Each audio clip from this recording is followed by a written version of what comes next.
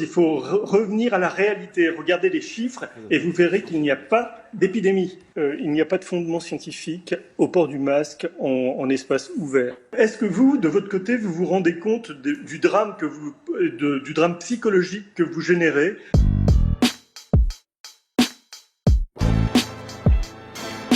Toujours face au virus, on en vient à ce port du masque qui devient obligatoire dans l'ensemble de la ville de Toulouse.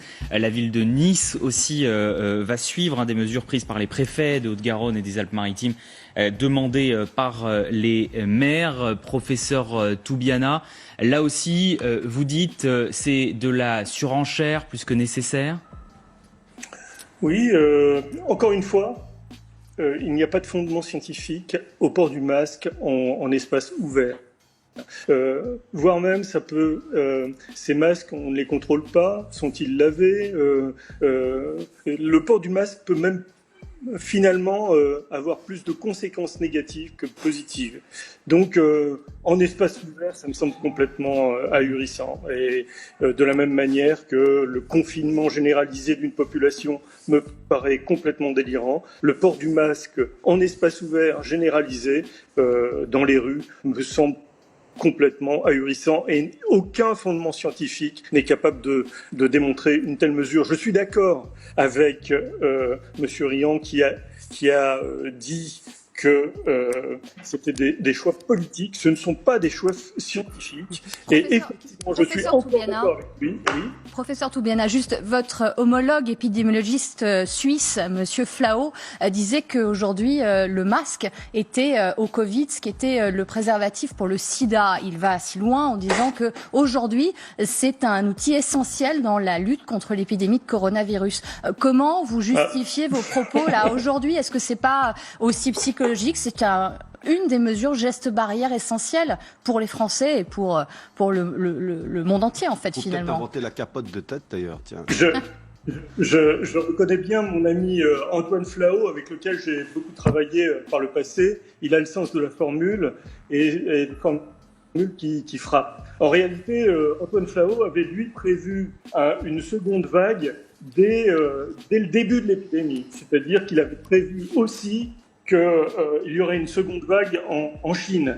Pour l'instant, vous voyez, les prévisions d'Antoine Flao sont elles aussi à mettre en doute. Bon, merci beaucoup, professeur Toubiana, d'avoir été avec nous sur ce plateau. Des propos évidemment qui font réagir. Quand on entend que le port du masque serait plus néfaste que bénéfique, a priori, ça interroge. C'est un discours pour le moins minoritaire. En fait, moi, je m'interroge clairement sur la stratégie du professeur Toubiana. Est-ce que c'est de la concurrence vis-à-vis de professeur Didier Raoult qu'on réentend dans les médias ?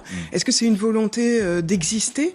Je ne sais pas s'il se rend compte, moi j'aurais aimé lui poser la question, de la confusion que ça crée dans la tête des Français. Évidemment. Si l'épidémie est encore contenue, mais tant mieux, mais il vaut mieux être prudent que de ne rien faire. Il est toujours là, peut-être que le professeur Toubiana peut répondre. Moi j'aimerais bien savoir, professeur Toubiana, vous rendez compte au niveau communication, ce que vous créez comme confusion chez les Français en disant le masque ne sert à rien. Il y a quand même une épidémie qui est un petit peu active, peut-être moins, heureusement, mais vous vous rendez compte de ce que ça crée dans la tête des gens ?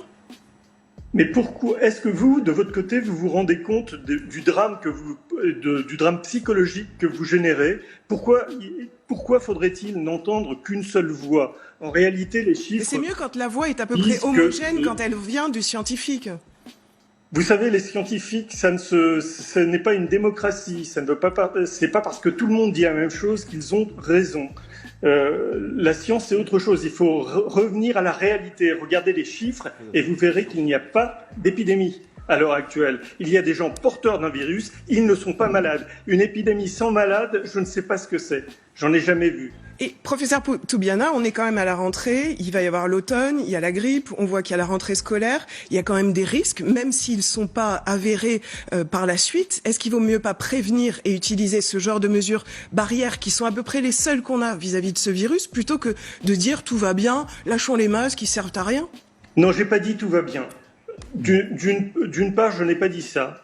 D'autre part, j'ai envie de rassurer les gens et j'ai envie de leur faire simplement voir que depuis maintenant des mois, il y a ce qu'on appelle du global mixing, c'est-à-dire que tout le monde est en contact avec tout le monde et que, comme par hasard, l'épidémie ne reprend pas. Et ça, personne ne m'explique pourquoi cette épidémie, cette deuxième vague n'a toujours pas été,